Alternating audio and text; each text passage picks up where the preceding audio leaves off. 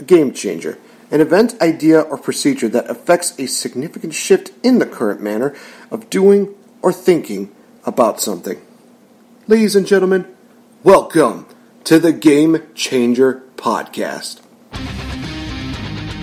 Join me and all of my friends as we look over different topics, ideas, look over different events, popular subjects, not so much popular subjects, even random ideas that you probably wouldn't even think about.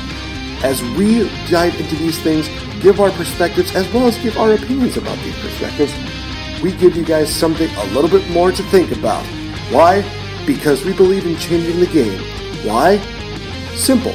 Because we can. Welcome to the Game Changer Podcast, ladies and gentlemen. Strap yourselves in. It's going to be a wild and crazy ride.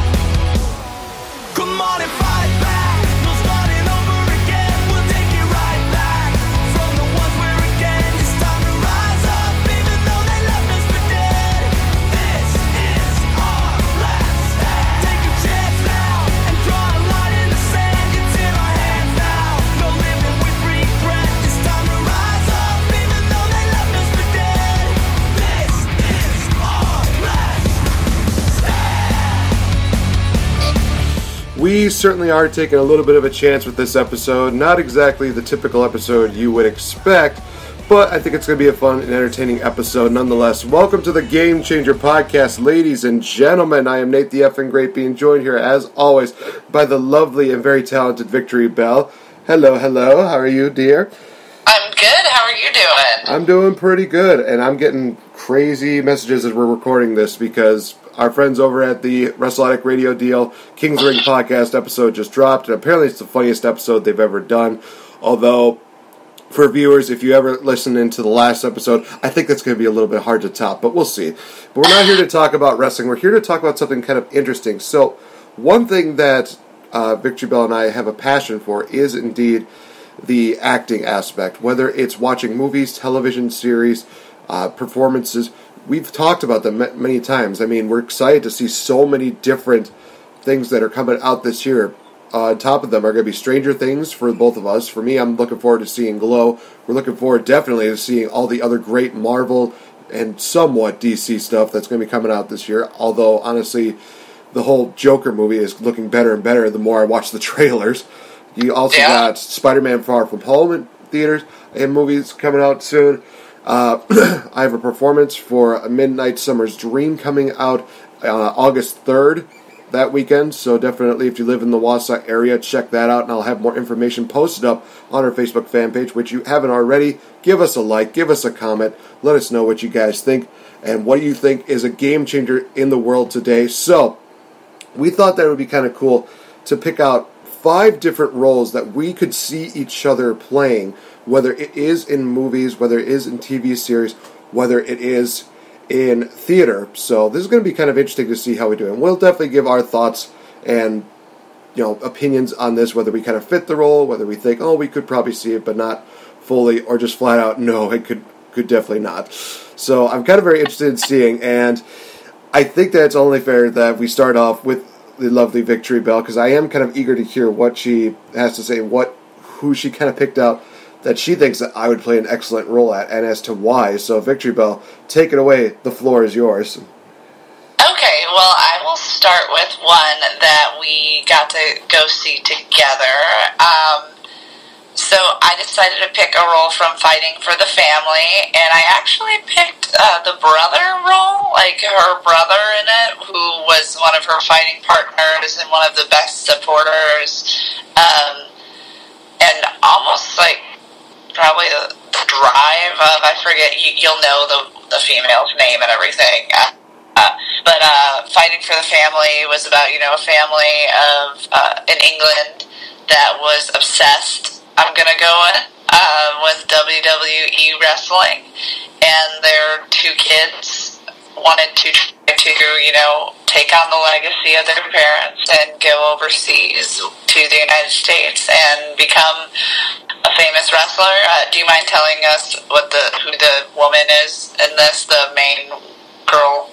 Yeah, it was Paige is the main role, who is the one that gets the cut for WWE, but right. Her brother. Right. So yeah. Yeah. So we get to see Paige's journey. So that's kind of what it's mainly about. But the brother is also very skilled, but has to learn that, hey, it's not always, going to go his way. He has a family role to take on, and it's still a main role. It's just with family instead of with wrestling. And it's a fun journey that the brother gets to go on. I thought you would be a really good person for that one. You love WWE, and it seems like he had the same passion as you in that. And the fact that he just has to be a very good supporting person, and I know you are a super supportive person from what I know about you, Nate. So I think that even though he has some struggles starting out with it, you would just be a good person to fill it because of your attitude and how you are with people and helping them out. It is kind of crazy because there are some people that can take on those roles no problem, and I think that role would be one that I'd be up for the challenge for, because there's some things that, yes, I could relate to when it comes to his character, but then there's other things, like dealing with depression, dealing with the, alcoholism, dealing with all these different deals, and, as the title says, fighting with the family, just dealing with that, sort of jealousy of, hey, I wish that I was the one that was doing that. I think it'd be a very challenging role. I could see myself doing that, and to be honest, I thought that when you were going to bring up, when I heard Fighting with the Family, I'm thinking, oh boy, am I going to be playing like the dad? Because I could see myself playing that role too. But when you said the brother, I'm just like, okay, no, that's a bit of a swerve, and I'm totally okay with that. I'm not going to be totally typecasting, but there's some stuff that will be fun. And I don't think the dad role, you're not age appropriate. Well, they got this thing called makeup. They could try that out, but no, I like it. I like the first role that you possibly would have me casted. That's honestly a really good role, and I do like the fact that you did incorporate some of the things that I like and some of the personality traits that I have in real life, and I think that's pretty awesome. So I'm going to kind of go into a bit of an obvious route, per se, because you definitely have cosplayed as this person so many times. You definitely mentioned how much you love this character. Honestly, if it didn't go to Angelina Jolie, I could see my co-host playing Maleficent, because you definitely do see the fact that she does have some of the resemblance of the early classic, Beauty and the Beast, Maleficent, and honestly, I could see her having the same kind of attitude that Angelina Jolie could bring to the table.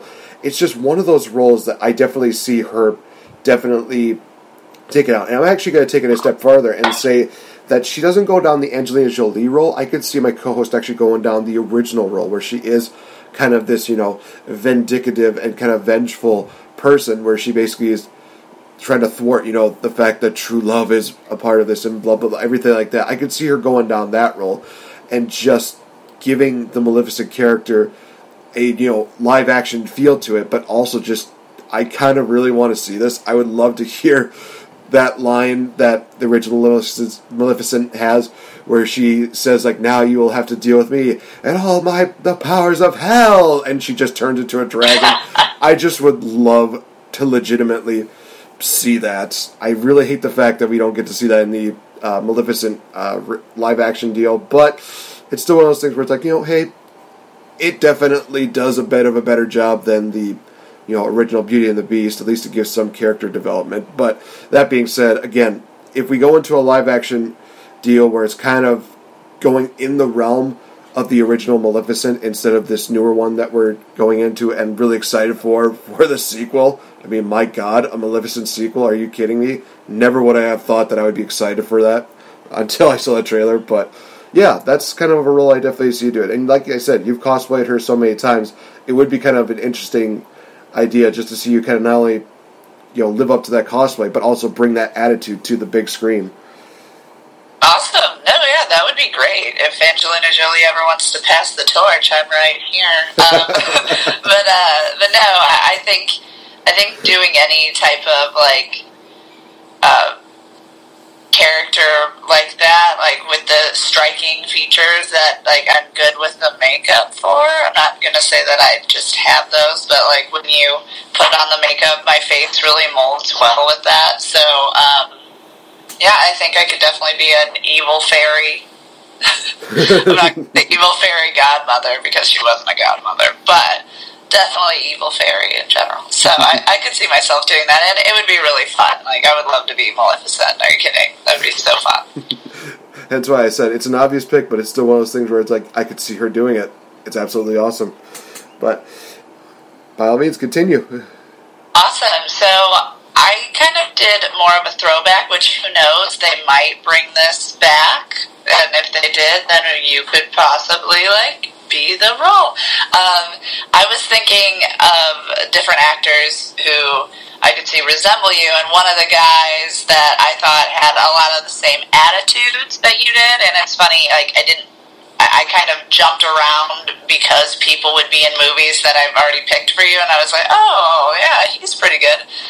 And so I got to Dodgeball, and I was thinking any role that Vince Vaughn does, he has that kind of quirkiness that's not too funny, but still humorous.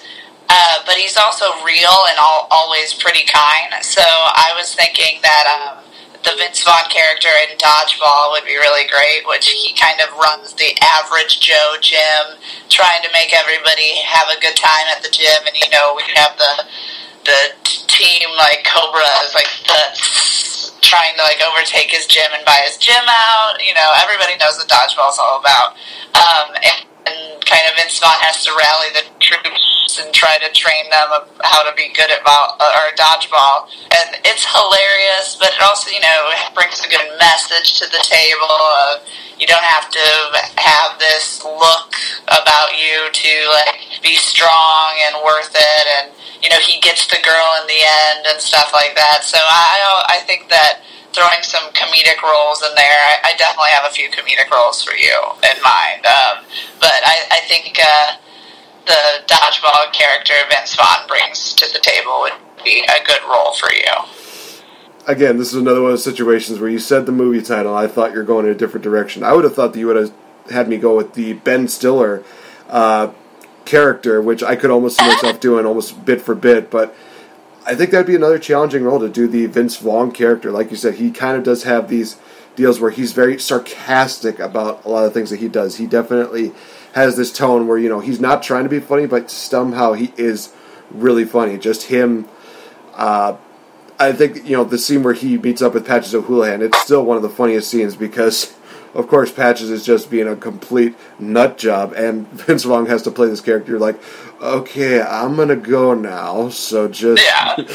Oh, good. I think it'd be kind of interesting to do that. If they ever were to do a remake for that, and honestly, I think it would be kind of interesting to see how they would play that off with nowadays. I think, or even a sequel to it would be kind of pretty cool to see. I'd be down for that. I would be down to play the Vince Vaughn-like character. I would love to just be that guy that still kind of has that sarcastic tone. Even that final scene where he sees, his love interest making out with a chick. It's just one of those things wow, didn't see that coming. Because he's defending her all throughout this deal. It's she's not a lesbian, And then finally at the end, it's oh shit, she is a lesbian. It just and then she goes, no, I'm bi. And then she goes to him. And he's whoa. And just, oh my gosh. If I could have Tracy Morgan just be that guy who goes, oh, snap. Just, oh my gosh. I kind of want this to be a thing now. But that's absolutely awesome. That's a really good role. I think I would definitely gladly take on that role very well. So, this was kind of another... I don't know if I would say an obvious role, but it's definitely another character that you've cosplayed, and I thought, she definitely could play this role, and I think it's long overdue that we've not gotten a really good Catwoman since Michelle Pfeiffer.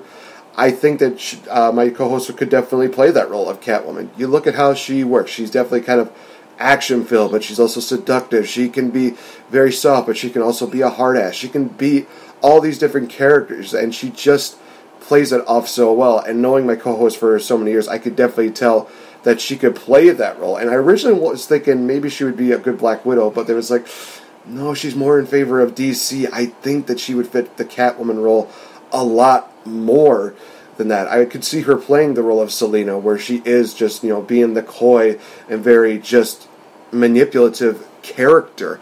It would be one of those characters I think would be a great challenge for you, because having that, confidence of just being able to say, yeah, I can get away with anything, and I can look good doing it. That's kind of what Catwoman is all about nowadays. I mean, we definitely do need something that can replace the Halle Berrys and the Anne Hathaways of Catwoman, because we haven't really had a really good standout Catwoman since Michelle Pfeiffer. I think that my co-host would be the next best one. Nice. I would love to do that. And I would think they are rebooting the Catwoman. I know they have had talks about doing the Sirens, Gotham City Sirens. They've had talks, obviously they're doing a new Batman, and who knows how many Batman movies we're going to get. It seems like they're always up for grabs. But I definitely think Catwoman would be great. It has a certain feng shui, like you said, of like having the sexy but badassness, and I'm always about like doing both if I could. I feel like I'm more of a badass, but I do try to be sexy sometimes. But no, I definitely think I would love to be Selena. That would be fun, and hopefully it would be a scary role to take on just because of how many haters there are out there.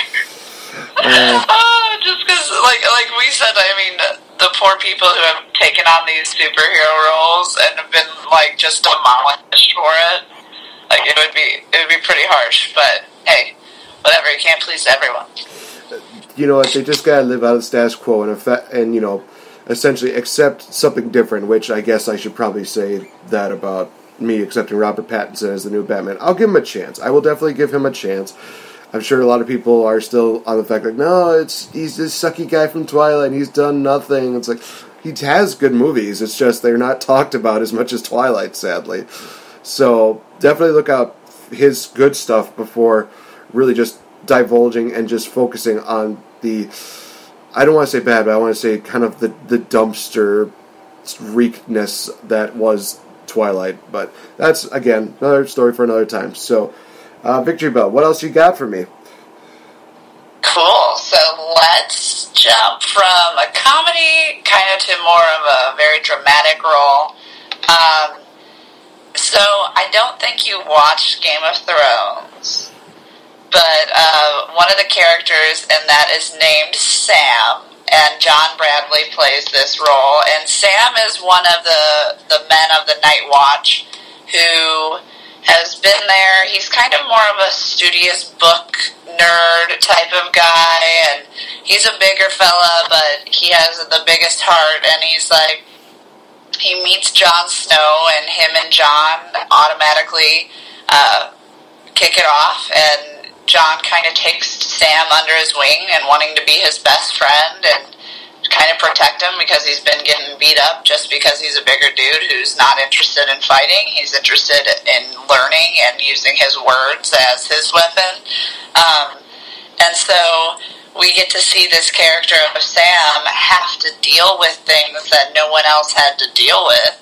Like, he was sent to, the behind the wall, and he was actually the first known person to kill a White Walker. He found the bloodstone knife, and he actually murdered one to save a woman he loved, and then he brought this wildling back with him. They're called wildlings. They're women on the other side of the wall. Saved her from being, raped by people and stuff. So this guy who everyone thinks is kind of a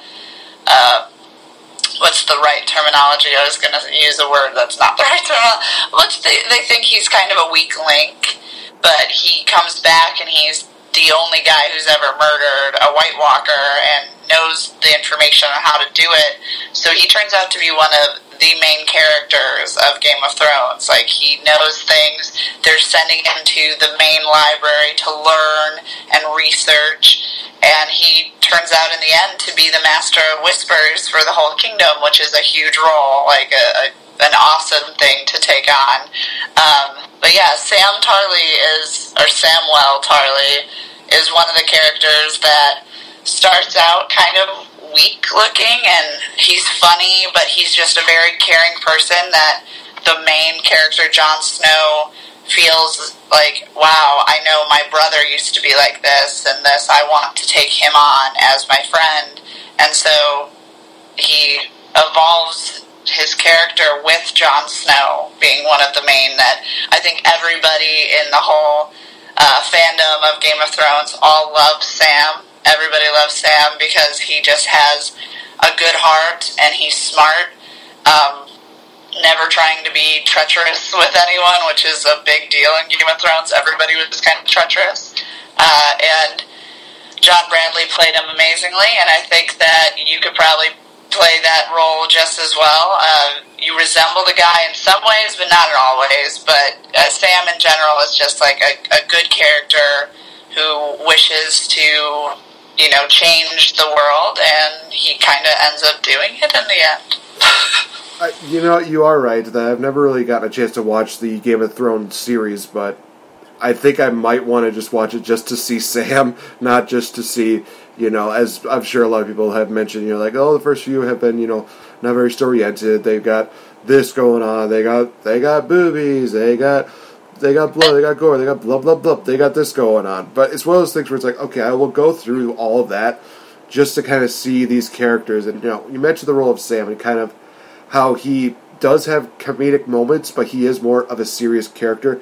That is a challenge that I would more than happily welcome, because I do like being able to show a different side where I can be a serious person, where I can actually just be somebody who's not all about the comedy, where some people could be like, oh man, he's this guy, he's going to be a pretty funny guy, but then they leave the episode and they're like, well, that's new. Never thought I'd see, Nate do something that's serious. Holy cow. And I'm sure there were people that, family members included, that probably were thinking like, oh, he's a really good guy, he's going to do this, and then they're just like, oh wow, he's definitely opened my eyes a lot more than I thought he would.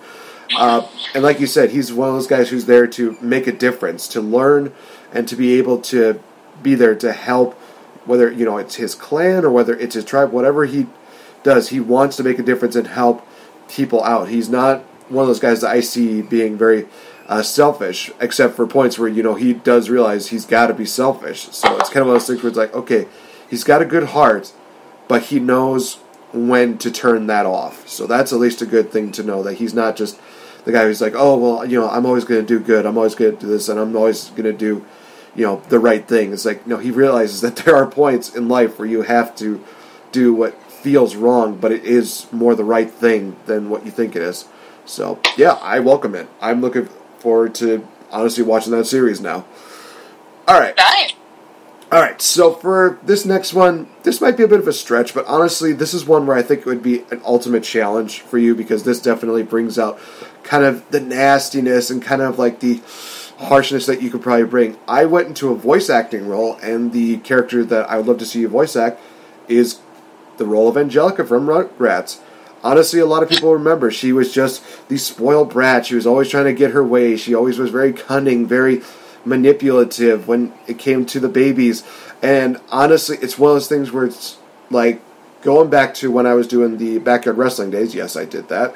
I always loved being the bad guy because I could get away with so much more. When you're a good person, you can just only do so much, to the point where if you do something else, you're basically construed as a bad guy. You have to do these things that, the good person would always do. When you're a bad guy, you can get away with a lot more. And I kind of want to see that side, because I think there's some points where I do see you having that point, contained. And, that's still good. I'm not going to deny that. That's a horrible thing. But there's still a part of me that thinks, I want to see that, darker side kind of open up. And I think that Angelica would be that kind of person that would really help open up that. Now, I'm not saying that she would be the Angelica in the baby version. Honestly, I could see her maybe in a spin-off when they did that whole, all grown up deal. I could see her doing something like that. Maybe if they wanted to change her voice a bit, maybe she could pull off the baby deal, but I could see her more doing the kind of, the adult version, or I would say maybe even like the teenage version of Angelica more than the baby version. Like I said, we've heard of auto-tune, we've heard of people getting, their voices changed, and, that'd be really cool to see, but I could see her more doing, like, the adult version of Angelica, maybe the teenage version, if I don't want to push my luck too much. It's a cookie. But no, that's funny. I would never have thought of this, but, like, that's cool. The one cool thing I think, personally, about voice acting is I like how most people's voices don't change too much once they hit that age, of puberty. And so voice actors can really last in a role for a long time, a lot longer than normal actors, because their face and features change. But if they ever did redo Rugrats and wanted to do something crazy and do new voice actors, I would definitely jump at the role. Obviously, it's a great... I don't know what they're waiting for with Rugrats, in all honesty, because that was a huge deal. Like, you need it. It needed to come back. But yeah, I think that Angelica would be fun. She's really not as sinister and evil, I think, as people think. I believe she has an agenda that she wants, and she'll try to do it any way she can. But you see her in the movies and in stuff that she chooses to be kind over selfish.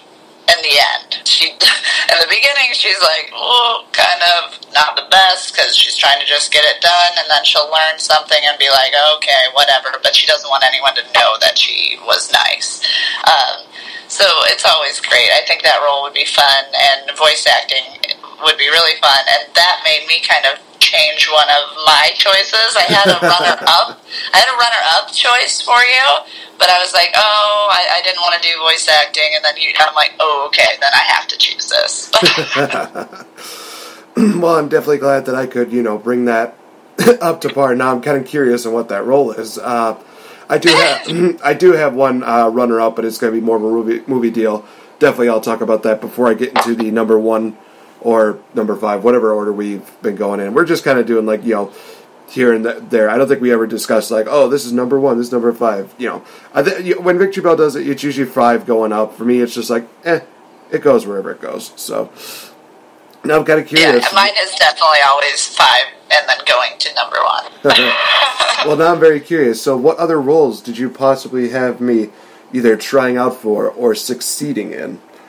Yeah, the next role, so this would be number 2.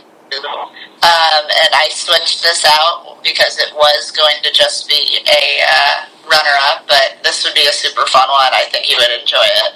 I have you as Pumbaa in the new Lion King. Which, in all honesty, especially the new Lion King, there isn't a lot of roles that they wanted to give to people of different races besides people who had some African, in them. But one of the roles that was definitely still like, we want a white guy, is Pumbaa. And in the new one, we get to see, it's going to be Seth Rogen, which is funny. We'll see how that goes. But I think Pumbaa would be really fun for you, because it's like a deep kind of gritty voice that you can do pretty easily. And then it's also a lot of comedy, and then it has a lot of singing in it too, so you have to have a good range of being funny, having, like, the tone, and, like, doing, like, warthog noises while you're talking, and then also being able to sing one of the most iconic songs in the Disney world, Hakuna Matata, and I just think that would be fun. So Pumbaa is something that would be hilarious to me, but great. Honestly, I could see myself doing that, and honestly, I wouldn't really change too much of the Pumbaa character from, like, the original, because he's just kind of this character that, can be slightly oblivious, but also can have, like, just these really, really deep, like, conversations. Like, if you remember his scene where it's him, Timon, and Simba, they're just lying in the grass, and he's just saying, you ever wonder what these stars are all about? And Timon just has the, typical kid answer of, like, oh, they're just fireflies that got stuck up there. And Pumbaa just has this smart answer of, like, oh, I thought they were, like, balls of gas that were burning billions of miles away. And it's kind of one of those things where it's like, is this... Yeah, what? It's like when he was a young warthog. When I was a young warthog. Oh, nice. Thanks. I would honestly love to play Pumbaa. I think that, it's one of those characters that, he's just absolutely hilarious. And I don't know, I think the only issue I probably would have is that my voice box would just be decimated from doing, like, all this screaming from being chased by Nala. I think that'd be the only issue, But other than that, it's one of those things where it's like, you know what? Just give me a day. Just give me some honey and cinnamon. Let me just recuperate my voice for a day. I'll be fine.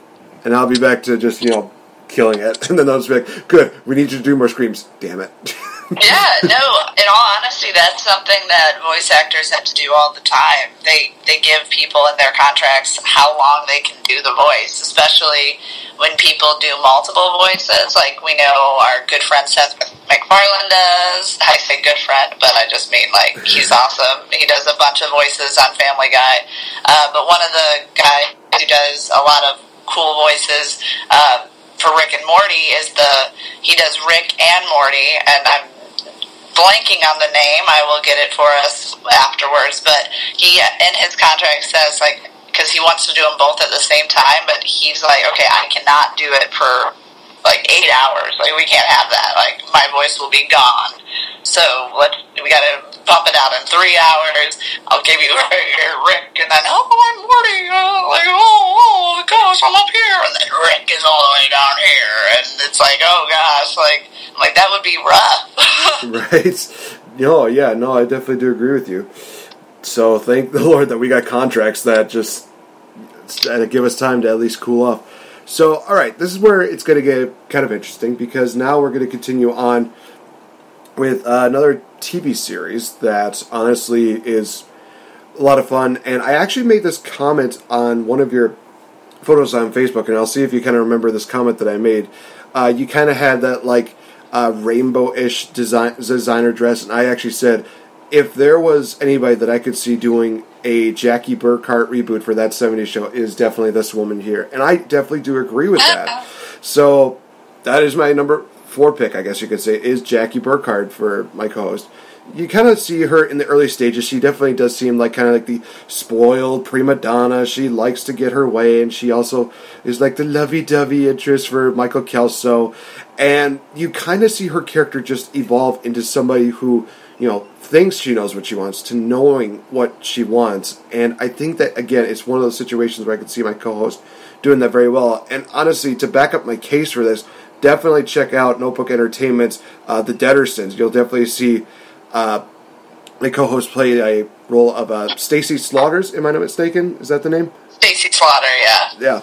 Yeah. Where she kind of does have that kind of deal, and you kind of see in that one season, she kind of combines every single bit of what Jackie Burkhart was in that series, where, she definitely was kind of the, air-headed friend, but she also, at the end, she knew what she wanted. She also had kind of like this deal where she's like, we shouldn't be doing this, I think this would be a worse idea, but she also has that, kind demeanor to her. So it's one of those things where it would just be a really cool thing to see her, again, bring out a little bit of a devious side, but also kind of have that side of showing, a little bit of compassion and knowing that, hey, this is what I want compared to what I thought I wanted, which was, riches, fames, and stuff like that. And, you saw that in, like, the final season where she realizes that everything she ever wanted was right there in front of her in Fez, which I think was kind of one of the biggest things that we never thought would happen when you watch the first episode.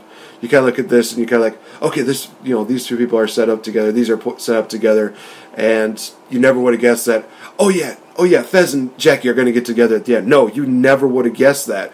And even when you see the final credit scene where all of them are basically back there in like day one of their recording, and they're just sitting there, they're just kind of singing out, and you see, it's Kelso and Jackie, and Hyde and Fez are kind of together, and Donna and Eric are kind of together. It's just one of those things where it's like, I never would have guessed that Fez and Jackie would have connected with each other. So that's kind of the characteristics I definitely see my co-host bringing to the table. So Victory Bell, Tori Clark for Jackie Burkhart when we do the reboots. No, yeah, I could see that. That's funny. I think I have the more stature of Donna, but that's totally fine. They could change that. Like, Donna and Jackie could both be big. Right. Like, tall girls. Donna's character is more my size, and poor Mila Kunis is tiny, but well, I don't even know if she's 5 foot. But that's totally fine. I don't care about that. I don't think they necessarily have that written in stone all the time.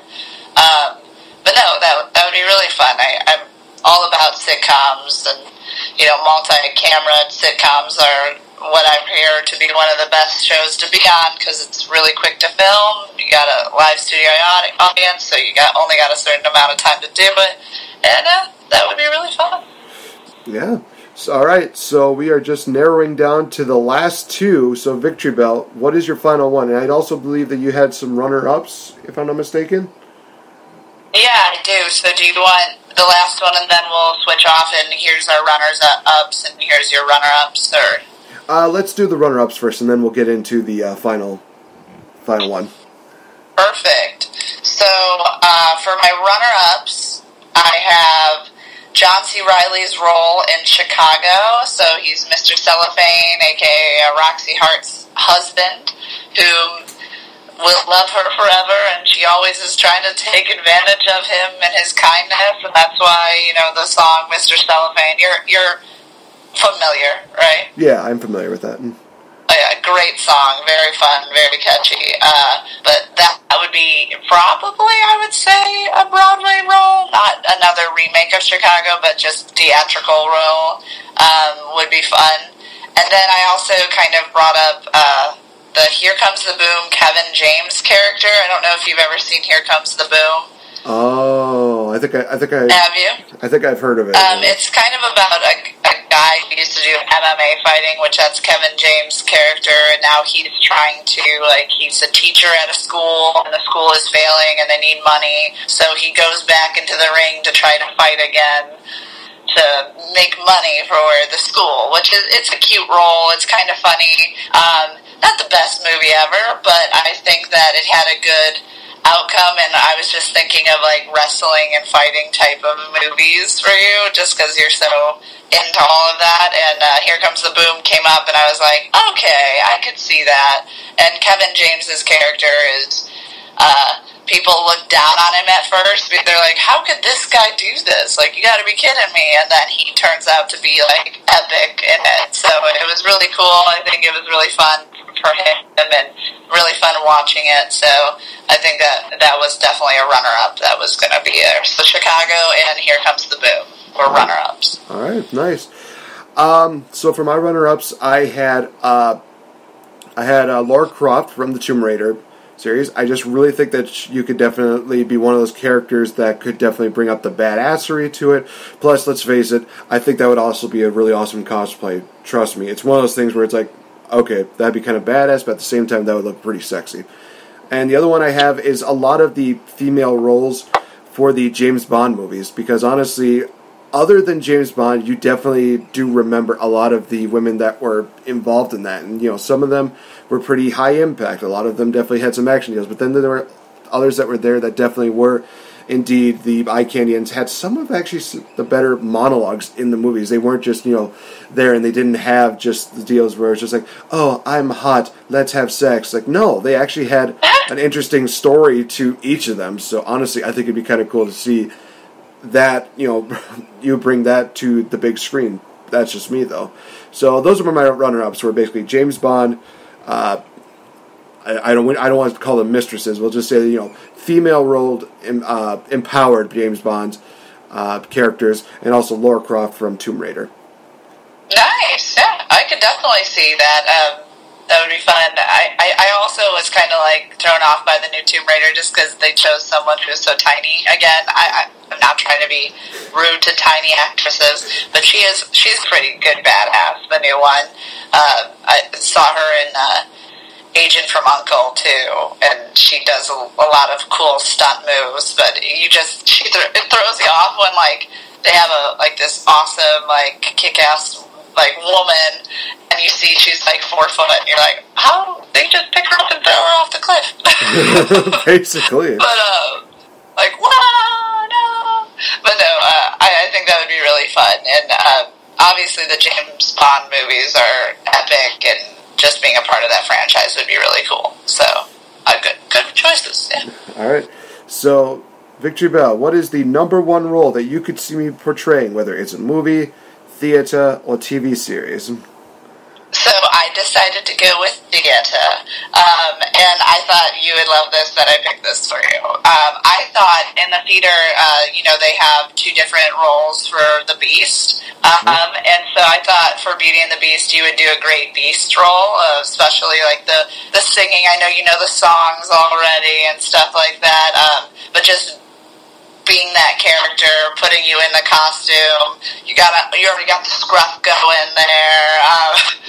Being the Beast character would be really cool. I think you could have the temper and the like pokiness of the Beast at first, like and you're like, oh my gosh, Nate, scary. Then you could do a really good job at like calming it down and being nice to Belle at the same time. So I think that in general, you playing the Beast role. I know, like, they changed the Beast into the Prince at the end. It's usually not the same actor. I don't know if you'd want to be the Prince at the end. I think, in general, the Beast role is the better role. It's really fun, and I think that you could definitely pull it off.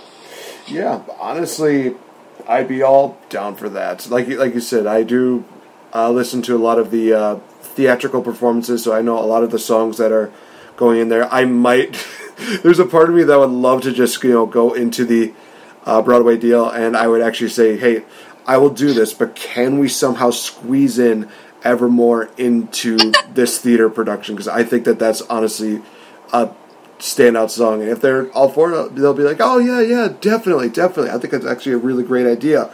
Some of them might be like, no, I don't know. I mean, that's taking it from, like, the Disney version. It's like, it's still the same song, and it's a really powerful deal that basically tells the story that, hey, Beast, still loves her, but he's willing to let her go. It's still one of those things that would be really good to just have in the Broadway deal, whether it is theater or whether it's a smaller deal.